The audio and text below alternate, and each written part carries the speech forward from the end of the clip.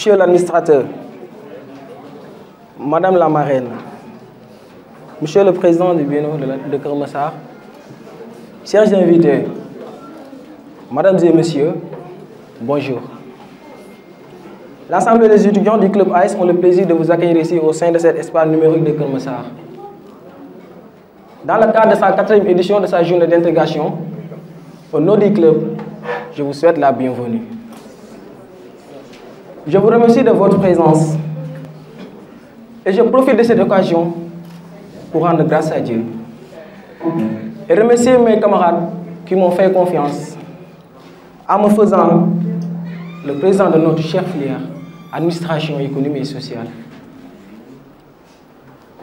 Une filière particulièrement générique, qui est d'une importance capitale, ainsi qui nous permet d'acquérir une solide connaissance générale, une méthodologie et un règlement rigoureux. Mesdames et Messieurs, à l'heure de cette clôture, je voudrais vraiment m'adresser à mes chers camarades, étudiants et étudiantes, d'être armés de courage, d'abnégation.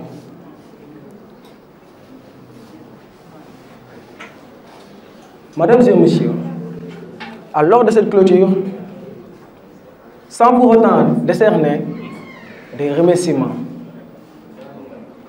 à nos invités ici présents, à nos partenaires et aussi à vous étudiants et étudiantes. Je vous dis merci d'être là, d'être honorés. Je ne saurais enfin clore cette suspense sans pour autant décerner des remerciements à l'endroit de notre chère marraine, Madame Traoré. Mesdames et Messieurs, des remerciements vont également à l'endroit de nos chers invités qui ont laissé toutes leurs préoccupations pour venir honorer cette journée.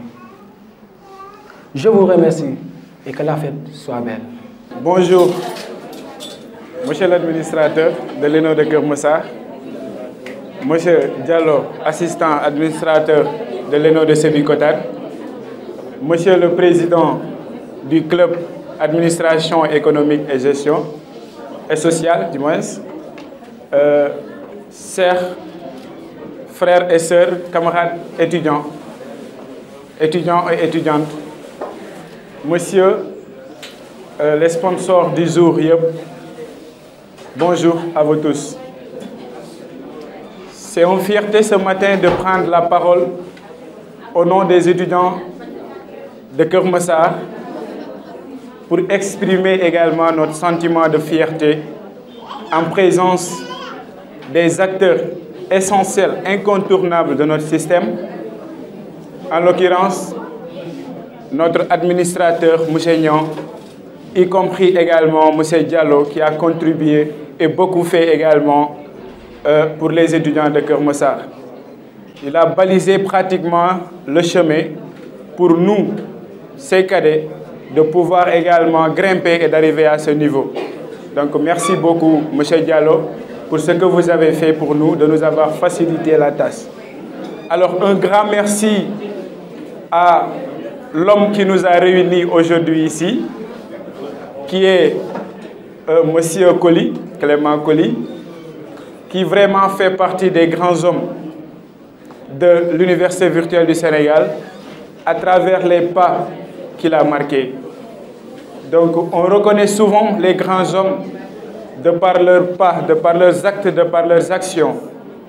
Et aujourd'hui, tout à l'heure, les étudiants de la promotion 7 l'ont démontré, ils l'ont exprimé par cet acte qu'ils ont fait de lui avoir honoré et dédié également un tableau. Le club AS aussi, c'est un club avec qui j'ai vécu beaucoup de choses, des choses extraordinaires en quelque sorte, allant de Kadiali, Alima et les autres, pour ne pas les citer. Donc c'est des choses extraordinaires que j'ai vécues avec eux. J'avais tout le temps de la passion d'être dans cette salle-là, de les expliquer c'est quoi le droit civil, c'est quoi l'introduction au droit, c'est quoi la méthodologie. Donc aujourd'hui, c'est ces souvenirs que j'ai aujourd'hui encore et ça me fait plaisir de me retrouver avec vous. Bon, j'ai été pris au dépourvu pour parler sur ce thème, Mais c'est un thème d'actualité dont la facilité de communication vient facilement aussi, pour ne pas me répéter, comme on dit, l'appétit vient en mangeant. Juste moi, j'ai 2 voire 3 points à soulever. Juste une petite remarque, que l'immigration clandestine ne date pas d'aujourd'hui, historiquement parlant. Nous avons connu des zéros. Ils ont ils ont traversé l'océan Atlantique pour savoir ce qui se passe à l'extérieur. Quand on nous dit qui a découvert l'Afrique, mais ça c'était de l'immigration clandestine. Il est venu pour découvrir. Peut-être les moyens n'existaient pas, mais il a bravé la mer. Maintenant, qu'est-ce qui se passe? C'est les objectifs qui ont changé. Maintenant, les objectifs ont changé. Qu'est-ce qui a changé les objectifs? Ça demande une réflexion assez profonde. Mais aujourd'hui, ce qu'on voit parmi certaines études, parce qu'on est dans un cadre scientifique aussi, il faut avoir des repères scientifiques. Parmi les études, on a considéré aujourd'hui que l'immigration clandestine répond aux besoins objectifs de main-d'œuvre. C'est-à-dire, il y a des chercheurs, sur leur recherche, ils ont vu que quand on parle d'immigration clandestine, parce qu'il y a un main-d'œuvre manquant à l'Europe. Et l'Afrique peut combler ce main-d'œuvre-là. Donc, monsieur aussi le président du club AES, chers invités, donc je vous salue tout le monde. Je ne vais pas être long parce que je n'aime pas trop les discours. Donc, je n'aime pas aussi les choses tellement conventionnées. Donc, vous verrez souvent, en tout cas, sortir du cadre, mais pour en revenir. Donc, je suis vraiment honoré, en tout cas, de participer et de présider à cette rencontre. Je suis d'autant plus, en tout cas, honoré et rassuré que cette rencontre s'est faite dans un contexte assez particulier, en fait. Pourquoi je parle de contexte particulier? Parce que vous le savez tous, hein, on est dans un contexte de Covid, avec les injonctions en tout cas de l'autorité qui voulait en tout cas qu'on ne tienne pas forcément des activités récréatives ou ludiques en tout cas dans les zones. Mais j'ai suivi en tout cas avant le départ de en congé le processus en tout cas d'élaboration ou le processus de mise en place de cette journée. Et j'ai vu surtout l'implication quand même du président Clément. Donc il est venu à maintes reprises à mon bureau pour me solliciter en tout cas pour qu'on tienne cette activité. Je savais qu'il y avait des contraintes objectives liées aux examens, surtout les examens, parce que les samedis, le bâtiment en tout cas il y a des examens et c'est en tout cas un peu compliqué de concilier les deux. Mais c'est tenant compte en tout cas de l'implication de Clément que j'ai voulu en tout cas qu'on tienne en tout cas cette rencontre. Donc cela veut dire quoi? Cela veut dire que, comme l'a dit Bodian, comme l'ont dit les autres, moi je suis nouveau ici, mais à travers les interactions, je suis en mesure quand même de capter en tout cas les engagements, les motivations. Et je ne voulais vraiment pas le décevoir. Je ne voulais vraiment pas le décevoir, en tout cas qu'on a eu en tout cas cette journée. Mais objectivement et sur le plan purement administratif, ça pouvait être en tout cas compliqué en tout cas de tenir en tout cas ces manifestations. Donc c'est l'occasion en tout cas de le remercier pour son engagement.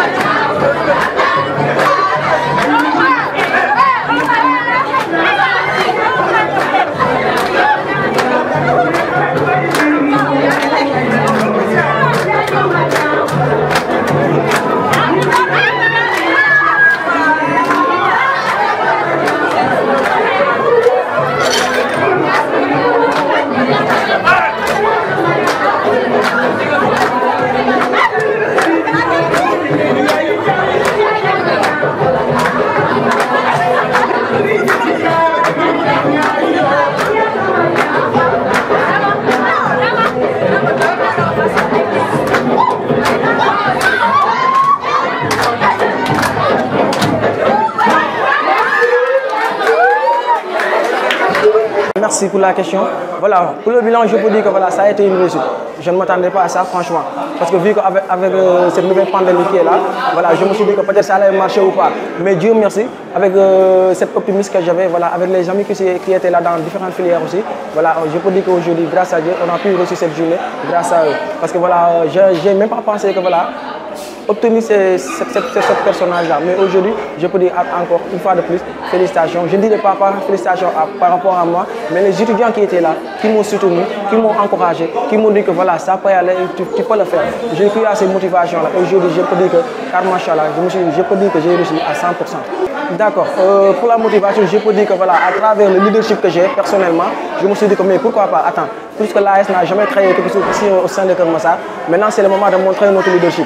Parce que comment on nous dit toujours que voilà, AS est là, il apprend, il rentre. Il ne fait absolument rien. Mais cette année, en tant que leader, en tant que président de l'AS, je me suis affirmé, je me suis dit que voilà, il est temps qu'on montre que AS est capable, AS peut faire des merveilles. AS est là pour montrer aux autres que ce n'est pas tout simplement pour voilà, apprendre et sortir. Non, non. On peut faire aussi beaucoup de choses. C'est ça qui m'a permis cette volonté et cette motivation, n'est-ce pas, d'aller de l'avant et dire que voilà, c'est bel et bien possible. Et je vous dis que j'ai atteint cet objectif en quelque sorte.